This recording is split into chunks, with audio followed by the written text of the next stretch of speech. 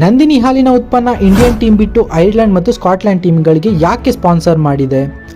ಇದಕ್ಕಿವೆ ಕಾರಣಗಳು. ಮೊದಲನೇದಾಗಿ, ನಂದಿನಿ ಈಗ ಅಮೆರಿಕದಲ್ಲಿ ತನ್ನ 2 ಪ್ರಾಡಕ್ಟ್ಗಳನ್ನ ಬಿಡುಗಡೆ ಮಾಡಬೇಕು ಅಂತ ಇದೆ. ಜೊತೆಗೆ ಯುರೋಪ್ ರಾಷ್ಟ್ರಗಳಲ್ಲಿ ಕೂಡ ತನ್ನ ಮಳಿಗೆಗಳನ್ನು ಓಪನ್ ಮಾಡಬೇಕು ಅನ್ನೋದು ನಂದಿನಿಯ ಮುಂದಿನ ಪ್ಲ್ಯಾನ್. ಅದಕ್ಕೆ ಕ್ರಿಕೆಟ್ ಪ್ರೇಮಿಗಳ ಹೆಚ್ಚಿರೋ ಐರ್ಲೆಂಡ್ ಮತ್ತು ಸ್ಕಾಟ್ಲೆಂಡ್ನಲ್ಲಿ ಪ್ರಚಾರ ಮಾಡಿದರೆ ಕಡಿಮೆ ಖರ್ಚಿನಲ್ಲಿ ಒಂದೊಳ್ಳೆ ಪ್ರಚಾರ ಕೂಡ ಆಗುತ್ತೆ. ಅಷ್ಟೇ ಅಲ್ಲ, ಇಂಗ್ಲೆಂಡ್ವರೆಗೂ ಈ ಪ್ರಚಾರ ಆಗಲಿದೆ. ಜೊತೆಗೆ ಇಂಡಿಯನ್ ಜರ್ಸಿ ಮೇಲೆ ಹೆಸರು ಬೇಕು ಅಂದರೆ ಅದಕ್ಕೆ ಭಾರಿ ಮೊತ್ತದ ಹಣ ನೀಡಬೇಕು. ಅದರ ಬದಲು ಅತಿ ಹೆಚ್ಚು ಕ್ರಿಕೆಟ್ ಪ್ರೇಮಿಗಳನ್ನು ಹೊಂದಿರೋ ಭಾರತದ ಆಡಿಯನ್ಸನ್ನು ಕ್ಯಾಪ್ಚರ್ ಮಾಡಬೇಕು ಅಂದರೆ ಕಡಿಮೆ ಬೆಲೆಯ ಕ್ರಿಕೆಟ್ ಪಂದ್ಯಾವಳಿಗಳಲ್ಲಿ ಕಾಣಸಿಗುವ ಯಾವುದೇ ಜರ್ಸಿ ಮೇಲೆ ನೀವು ಇನ್ವೆಸ್ಟ್ಮೆಂಟ್ ಮಾಡಬಹುದಾಗಿದೆ. ಇದು ದುಡ್ಡು ವೇಸ್ಟ್ ಆಗೋದನ್ನು ತಪ್ಪಿಸುತ್ತೆ. ಐರ್ಲೆಂಡ್ ಮತ್ತು ಸ್ಕಾಟ್ಲೆಂಡ್ ಜರ್ಸಿಗಳ ಮೇಲೆ ನಮ್ಮ ಕನ್ನಡದ ನಂದಿನಿ ಲೋಗೋ ಹೇಗೆ ಕಾಣ್ತಿದೆ ಅಂತ ಕಮೆಂಟ್ ಮಾಡಿ. ಇಂತಹ ಮತ್ತಷ್ಟು ವಿಷಯಗಳಿಗಾಗಿ ಫಾಲೋ ಮಾಡಿ.